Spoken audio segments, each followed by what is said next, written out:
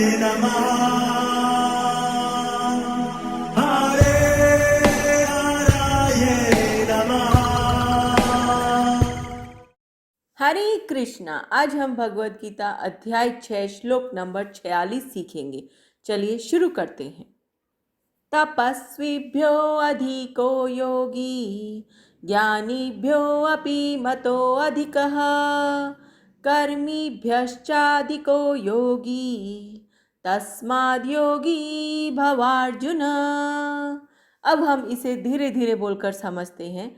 तपस्विभ्यो अधिको योगी ज्ञानीभ्यो अपि मतो अधिकः कर्मीभ्यश्चाधिको योगी तस्मात् योगी भवार्जुन।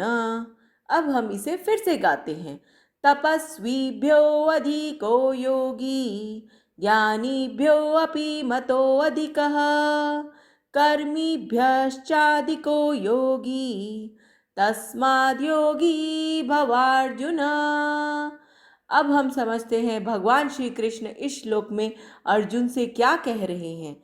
योगी पुरुष तपस्वी से, ज्ञानी से तथा सकाम कर्मी से बढ़कर होता है। अतः हे अर्जुन, तुम सभी प्रकार से योगी बनो। हरे कृष्णा। चलिए अब हम प्रभु जी से इस श्लोक के बारे में और अच्छे से समझते हैं। हरे कृष्णा। यह श्लोक और उसका अगला श्लोक, जैसा मैंने पहले बताया, बहुत महत्वपूर्ण है।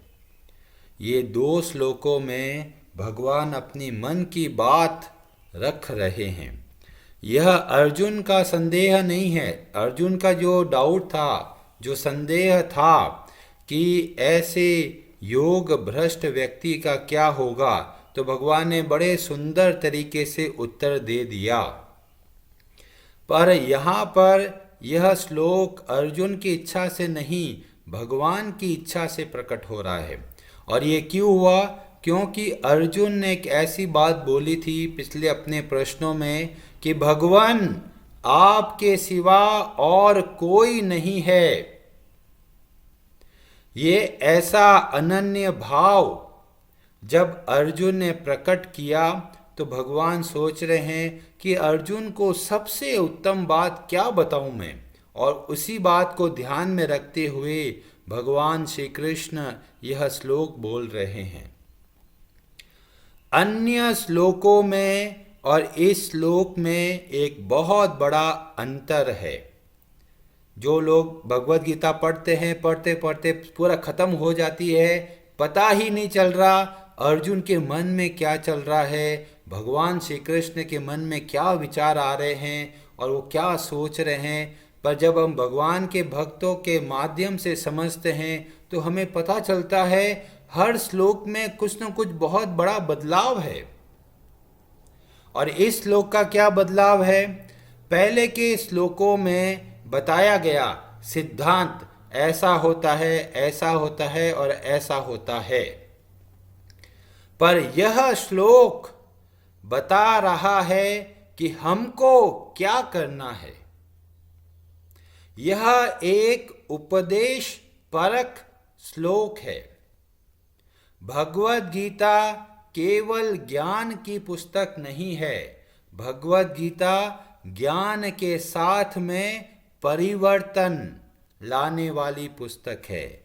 यह इसको बोलते हैं ट्रांसफॉर्मेशनल प्रसादिक ग्रंथ है। ये भगवद गीता के अनुसार जीवन को जीना है, केवल पढ़ना ही नहीं है। यहां पर भगवान ने जो शब्द का प्रयोग किया, भवा, हे अर्जुन तुम योगी बनो। और यह स्पष्ट रूप से आदेश है, उपदेश है हम सब के लिए कि भगवान हम सबको प्रेरणा देते हैं कि हे अर्जुन तुम योगी बनो। अब जो घर में माताएं हैं, छोटे छोटे बालक हैं, बूढ़े हो गए हैं, वे लोग हैं, अब वो कहेंगे जी कहाँ योगी बनेंगे इस उम्र में। तो बोलते हैं भगवान का जो योगी शब्द है वो सबके लिए पूरी तरह लागू होता है। बहुत सारे लोग समझते हैं योगी का मतलब अष्टांग योगी। योगी का मतलब जो हिमालय में जाकर योग साधना करता है उसी को योगी बोलते हैं कई लोग। पर भगवान की दृष्टि में योग का मतलब है भगवान से जुड़ना। योग शब्द का मतलब होता है प्लस जुड़ना। किसका किससे जुड़ना? जब हम भगवान श्री कृष्ण से जुड़ते हैं तब वह योग कहलाता है, और ऐसा जो व्यक्ति है वही योगी कहलाता है। इसलिए हमें हमेशा भगवान के भक्तों के माध्यम से समझना है, नहीं तो लोग योग शब्द को इतना एक्सप्लॉइट करते हैं, इतना तरह तरह की जगह में काम में ले लेते हैं, पर वास्तविक योग का मतलब नहीं पता चलता। प्रभुपाद जी अपने तात्पर्य में बताते हैं, जब हम योग का नाम लेते हैं तो हम अपनी चेतना को परम सत्य के साथ जोड़ने की बात करते हैं। मतलब जब हम भगवान श्री कृष्ण के ध्यान में रखते हुए इस संसार का कार्य करते हैं तो हम योगी बनते हैं। और भगवान हम सबको प्रेरणा देते हैं, आप सब योगी बनिए। क्या करना है? हर कार्य को भगवान श्री कृष्ण की सेवा समझ के करना है। घर का कामकाज, घर की सफाई, जो कपड़े बिखरे हुए थे उनको सही जगह पे रखना, और जो जो छोटे से छोटा कार्य, नहाना, जो जॉब करते हो, ऑफिस काम करते हो, व्यापार करते हो, हर कार्य को भगवान की सेवा समझ के करना, तो हम बन जाते हैं योगी। और भगवान हमें प्रेरणा देते हैं कि हे अर्जुन, तुम योगी बनो। अब कई प्रश्न आता है, अरे जो तपस्या करते हैं हिमालय के अंदर, अपने मन को मार कर पता नहीं क्या क्या करते हैं, वो तो बहुत ऊंचे होंगे। तो भगवान बोलते हैं वो ऊंचे नहीं हैं, उससे कई गुना ज्यादा ऊंचे हैं वे लोग जो भगवान का स्मरण करते हुए इस संसार का कार्य करते हैं। बहुत सारे लोग तरह तरह का व्रत का पालन करते हैं, और किस लिए करते हैं? अपनी इच्छाओं की पूर्ति के लिए, कि भाई मेरे व्यापार में बहुत फायदा हो, इसलिए मैं हनुमान जी के मंदिर पे ये चढ़ा के आऊँगा, या तिरुपति बालाजी में ये इतना डोनेशन दे के आऊँगा। क्यों? क्योंकि मुझे कुछ लाभ चाहिए, या मेरा कोई संकट दूर हो जाए, परिवार में किसी की बीमारी दूर हो जाए। तो ये सारे के सारे कार्य कहलाते हैं सकाम। क्यों? क्योंकि ये कामनाओं के साथ में है, और ऐसे सकाम काम करने वाले वो बहुत तुच्छ है किनके सामने? जो भगवान क्या भक्ति करता है, हर कार्य को भगवान की सेवा समझ के करते हैं, वे सब के सब बहुत बड़े और वास्तविक योगी है। और हर कोई योगी बन सकता है, हर कार्य को भगवान से जोड़कर। तो कहते हैं ये जो ज्ञानी होते हैं, सकाम कर्मी होते हैं, तपस्वी होते हैं, ये कोई बड़ी अवस्था नहीं है। वास्तविक बड़ी अवस्था है योगी बनना। भगवान क्यों बोल रहे हैं कि भाई योगी बहुत ऊंचा है? क्योंकि योग के माध्यम से हम इस संसार के बंधन से मुक्त हो सकते हैं। नहीं तो चाहे वो तपस्वी हो, चाहे वो ज्ञानी हो, चाहे वो सकाम कर्मी हो, सब के सब इस लोक का बंधन में फंसे रहते हैं। इसलिए भगवान बोल रहे हैं कि हमें योग में स्थित होकर कार्य करना है। दूसरे अध्याय में भगवान श्री कृष्ण बोले थे, योगस्थ कुरु कर्माणि संगम त्यक्त्वा धनंजय, सिद्धय असिद्धयो समो भूत्वा समत्वम योग उच्यते। जब हम योग में स्थित होकर कार्य करते हैं तो हम योगी बनते हैं। जो भगवान को भूल कर तपस्या करता है, भगवान को भूल कर ज्ञान के मार्ग में आगे बढ़ता है, भगवान को भूल कर अष्टांग योग का पालन करता है, वो कोई योगी नहीं होते। आजकल टीवी में आप लोग देखेंगे तरह तरह के आसन करते हैं, प्राणायाम करते हैं, पर भक्ति की बात नहीं सिखाते, तो वह वास्तविक योग नहीं है, ना वो योगी है। योगी वही है जो भगवान से जुड़कर कार्य करता है। और कई लोग योगी लोग इस श्लोक को बोल के अपने अष्टांग योग को बढ़ावा देते हैं, पर जब भगवान श्री कृष्ण यहाँ पर योगी बोल रहे हैं तो कौन सा योगी, कर्म योगी, ज्ञान योगी या भक्ति योगी, ये कौन से वाले योगी की बात कर रहे हैं भगवान श्री कृष्ण? तो उसको स्पष्ट करने के लिए हमें अगला श्लोक को समझना होगा, जो हम लोग कल करेंगे। पर महत्वपूर्ण बात यह है कि भगवान हमको प्रेरणा दे रहे हैं, योगी बनो, मतलब अपने जीवन में परिवर्तन लेके आना है। ऐसा नहीं कथा सुने जा रहे हैं, परिवर्तन नहीं कर रहे तो लाभ नहीं मिलेगा। श्री चैतन्य महाप्रभु शिक्षा देते हैं और शिक्षा देते हुए बोलते हैं कि भक्ति की 9 अवस्थाएं होती हैं, जिसमें जो प्रथम अवस्था है जिसको बोलते हैं श्रद्धा। श्रद्धा का भाव का मतलब है कि थोड़ी हमारे मन में जिज्ञासा है भगवान को जानने की, तो इसलिए उनको बोला गया श्रद्धा। उस श्रद्धा की वजह से क्या करते हैं? साधु संग। साधु संग का मतलब हुआ भक्तों के संग में कथा का श्रवण करना, सुनना। इसके बाद में जो महत्वपूर्ण अवस्था होती उसको बोलते हैं भजन क्रिया। ये भजन क्रिया का मतलब है हम अपने जीवन में परिवर्तन लेके आ रहे हैं, भक्ति के अनुसार हम लोग जीवन व्यतीत कर रहे हैं, भक्ति के विधि विधानों के अनुसार हम लोग अपने जीवन में थोड़ा थोड़ा बदलाव करना है। और यह बदलाव बहुत आवश्यक है, बिना बदले चीजें नहीं बदलेगी। परिवर्तन आरंभ होगा आपसे, हमसे, तो सर्वप्रथम हमें बदलाव लेके आना है। तो भक्ति के नियमों के अनुसार सर्वप्रथम हमें नियमित रूप से हर रोज भगवान श्री कृष्ण के नाम का जप करना है। अगर हम लोग अभी तक भगवान श्री कृष्ण के नाम का जप नहीं कर रहे, इसका मतलब अभी तक हमें शास्त्र समझ में नहीं आया। क्यों नहीं आया? क्योंकि भगवान श्री कृष्ण बोल रहे हैं बनो, योगी बनो, पर हम लोग कहते जी हम बैठे हैं जी, हम जहाँ पर है वहाँ पे संतुष्ट हैं। तो जब तक वहीं पे बैठे रहेंगे और आगे उन्नति नहीं करेंगे तो हमें भक्ति का जो अद्भुत जो आनंद है उससे हम दूर रह जाते हैं। तो भजन क्रिया करेंगे तो अनर्थ निवृत्ति होगी, उससे पहले नहीं होगी। हमारे बुरे विचार, हमारी बुरी आदतों पर विजय प्राप्त नहीं कर सकते। कब तक नहीं कर सकते? जब तक हम भजन क्रिया नहीं करते।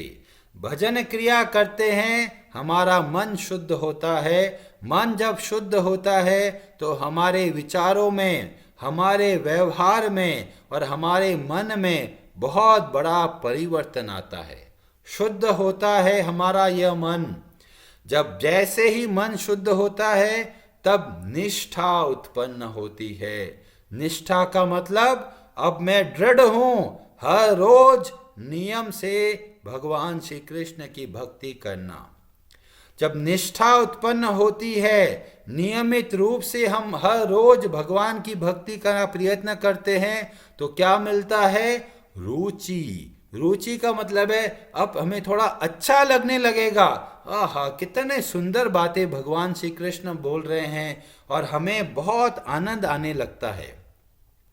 और उसके बाद में उत्पन्न होती है आसक्ति। आसक्ति का मतलब है किसी को बोलने की जरूरत नहीं है, खुद ही हर रोज नियम से भगवान के नाम का जप करना।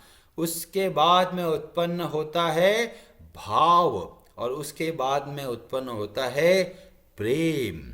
तो यह है भक्ति की अवस्थाएं। कई लोग बोलते हैं हमारा तो भगवान में बहुत प्रेम है, तो वो धोखा होता है। क्यों? क्योंकि वो पहली या दूसरी अवस्था में ही होते हैं, जबकि जो भगवान श्री कृष्ण की प्रेम भक्ति जो है वो बहुत बहुत दुर्लभ है, ऐसे ही नहीं मिलती। अगर कोई बोलता है मैं प्रेम भक्ति में भगवान के प्रति बहुत प्रेम है, तो वो किसको बोलते हैं कि ये एक आभास है, ये एक क्षणिक है, थोड़े समय के लेता है फिर चला जाता है, तो ये अभी वास्तविक प्रेम नहीं मिला है, ये छोटी सा ट्रेलर मिला है हमको। तो ऐसा करने से हम वास्तविक रूप से प्रसन्न चित्त रह सकते हैं। उसके अलावा कोई मार्ग लेते हैं वहां सब के सब लोग अशांत है। चैतन्य चरितामृत में वर्णन आता है, कृष्ण भक्त निष्काम अतएव शांत। भगवान श्री कृष्ण के जो भक्त होते हैं उनमें संसार की इच्छाएं नहीं होती, इसलिए वे शांत होते हैं। और बाकी लोग क्या कर रहे हैं? भुक्ति मुक्ति सिद्धि कामी सकलय अशांत। चाहे कोई भोगों के लिए भागता है, कोई मुक्ति के लिए भागता है, कोई सिद्धि के लिए भागता है, ये सब के सब कैसे हैं? अशांत है। क्यों अशांत है? क्योंकि इन सब के अंदर कामनाएं हैं, संसार के भोग भोगने की इच्छा है, इसीलिए वो सब अशांत है। तो बहुत सारी कथाओं में हम लोग देखेंगे, जैसे मैं आपको बताऊं, रावण बहुत बड़ा तपस्वी, बहुत ज्ञानी है, 100 बातें पता है, शास्त्रों का ज्ञान है और बहुत भगवान शिव की पूजा करता है। वो भगवान शिव का पुजारी नहीं है, वो केवल अपनी इच्छाओं के अधीन होकर भगवान शिव की पूजा करता है। बहुत सारे लोग समझते हैं अरे रावण तो बहुत बड़ा भक्त है। वो भक्त है किसका है? भगवान शिव का नहीं, वो भक्त है केवल अपनी इच्छाओं का। अपनी इच्छा जहां पूरी होती है वहां पर चला जाता है। ब्रह्मा जी वरदान दे सकते हैं, ब्रह्मा जी की पूजा शुरू कर दी। शिव जी भगवान मेरी रक्षा करेंगे, शिव जी भगवान की पूजा करने लग गए। तो ऐसे लोग भक्त नहीं कहलाते, वो भगवान के आड़ में अपनी इच्छाएं पूरी करते हैं। और आज भी हमें ऐसे भक्त देखने को मिलेंगे, सोमवार सोमवार वहां जाएंगे, पर वो भगवान शिव के भक्ति नहीं करते, वो भगवान शिव के माध्यम से अपनी इच्छाओं की पूर्ति करना चाहते हैं बस। सच्चे भक्त वह होते हैं जो भगवान से बिना कोई व्यापार के भक्ति करते हैं। हे भगवान, आप चाहे सुख दीजिए, आप चाहे दुख दीजिए, जैसे भी हैं आप मेरे स्वामी हैं और मैं आपका दास हूं। बस हमारा यही संबंध है, हमारा कोई लेन देन का संबंध नहीं है। बहुत सारे लोग सोचते हैं भगवान देखो मैं आपकी पूजा कर रहा हूं, मेरे जीवन में कष्ट नहीं आना चाहिए, कष्ट आ गया तो छोड़ दूंगा भक्ति। ऐसे भगवान को आप चेतावनी मत दीजिए। भक्ति का मतलब है पूर्ण रूप से आत्मनिवेदनम। हे भगवान, आप जैसा चाहते हैं वैसा कीजिए, मैं अपनी तरफ से आपके प्रति पूर्णतया समर्पित हूं। और इस तरह से हम वास्तविक रूप से भक्त बनते हैं। तो भगवान हमें प्रेरणा दे रहे हैं जीवन में बदलाव लाने का। हर रोज थोड़ा थोड़ा आगे बढ़िए, हर रोज थोड़ा थोड़ा भक्ति के नियमों का आचरण कीजिए। एक दिन में नहीं होगा, हर रोज थोड़ा थोड़ा बढ़ेंगे तो धीमे धीमे हम भक्ति में आगे बढ़ेंगे। हरे कृष्णा जी, आप सबका बहुत बहुत धन्यवाद। हरे हराये नमः।